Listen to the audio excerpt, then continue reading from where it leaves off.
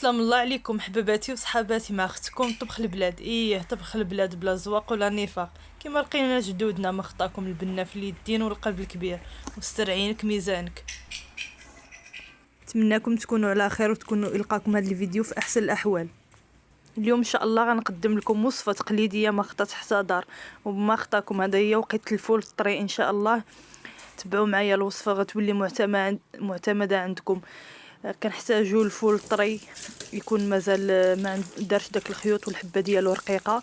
انا هذا جبته من الفيرما طري ما شاء الله، يلا تحيد من الشجره. كنحيدوا له دوك الزوائد اللي لتحت والفوق، ونغسلوه مزيان من الغبره ومن التراب ومن اي حاجه، وكنخليوه على هذا الشكل اللي كتشوفوا في الصوره. انا اليوم غنوريكم واحد الطريقه سهله ومعتمده عندي، نهار جربتها ما بقيتش كاع كنخطاها. هي هاد التقطيعه على القراده، سهل في التفوار، كيطيب على غلوه وما ياخذش منكم وقت كتير، وديروا الكميه اللي عندكم في دقيقه واحده. كنشدوا القراده والموس يكون ماضي، نديروه دوائر هكا بحال اللي تنقطعوا البقوله ولا اي حاجه، القزبور ولا راكم عارفين. حتى كنكملوا الكميه ديالنا كامله بشويه علينا وبالخاطر كنكونوا رادين الماء يغلي باش نفوروه. انا كنفورو حيت الحاجه المفوره ماشي هي اللي تدار في الكوكوط. الكوكوط الحاجه ديال الزربه ما تجيش بحال اللي الحاجه مفوره، كيجي ناشف من الماء وطايب على خاطرو. ايوا هنايا تنقطع الفول ديالي طري تبارك الله، جنيتو هاد الصباح من الفيرما، هو والقزبور وريقات ديال الثومه اللي خص تكونوا ضروري في اي دار. دوك وريقات ديال الثومه صراحه تيزيدوا الحاجه واحد المذاق خاص. فوقيت ديال الثومه تنجيبوا الثومه تتكون تلقاوها عندنا في الطاسه ديالنا ولا في الكوزينه تتنبت. اي محيبق تنخشيوها فيه راه طلعت ما تحتاج حتى شي حاجه راسها، تتنبت راسها. وهاد الوقيته ديال الفول كتكون موجوده، يعني سبحان الله اي حاجه تتكون في واحد الوقيته الا عندها حكمه والا كتجي مع حاجه اخرى. يعني الفول والقزبور وريقه الثومه واي حاجه خضراء سبحان الله تتكون في هاد الوقيته.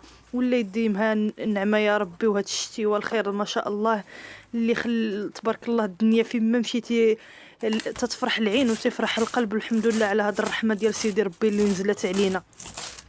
هنايا تنقطع القزبور ديالي، انا ما تنديرش غير شرموله وحده، يعني عندي هنا توفرت عندي كميه كبيره من القزبور وطري ما شاء الله ريحته عاطيه.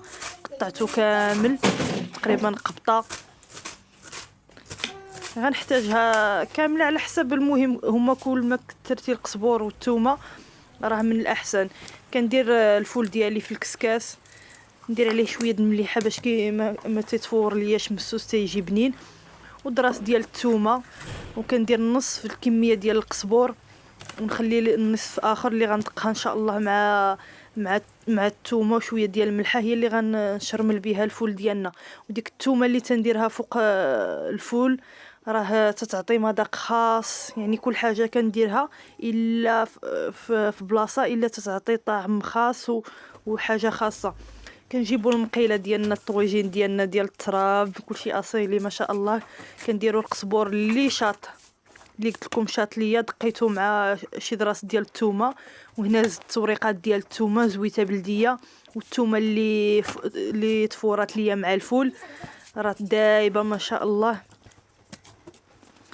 ايوا تنخليو الزويته ديالنا حتى يغلي، حتى نشمو ديك النسمه ديال القزبور وديال الثومه طالعه هكا الرويحه، عاد يمكننا نديرو الفول. في العطريه عندنا الكمون، التحميره. هي كل ما كثرناش العطريه وقوه العطريه وقوه الزواق راه الحاجه تجي زوينه.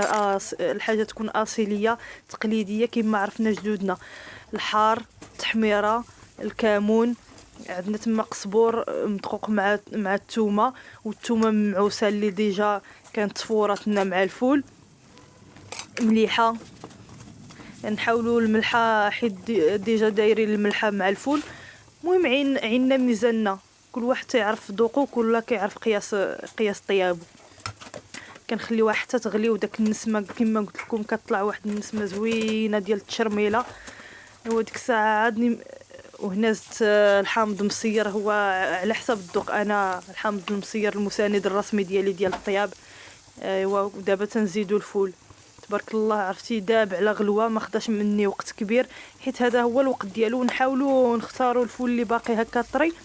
انا الفول ديالي ما فيه خيوط، داكشي علاش في التنقيه ديالو ما عذبني ما والو، حتى الخيوطه اللي في الجنب ما اضطريتش نحيدهم له حيت باقي طري. ايوا تنشرملو الفول ديالنا على الطريقه هذه، راه اي واحد تيعرفها واللي ما عرفهاش ان شاء الله يجرب الوصفه ديالي.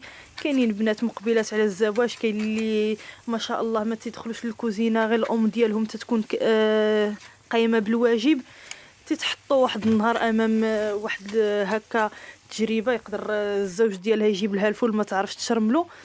فدخلوا على الوصفه ديالي، ديروها بعينيكم مغمضه. ها هي دابا الفول ديالنا صافي شرملناه، طاب على حقه وطريقه، وغيب المهل كل ساعه تنقلب فيه حتى داب.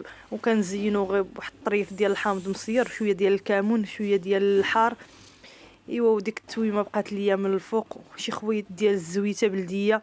هاد الوصفه اي وصفه تقليديه ما شاء الله تتبغي داكشي تقليدي، الزيت البلديه ضروريه في هاد التشرميلات وفي هاد الشيء الاصيلي التقليدي.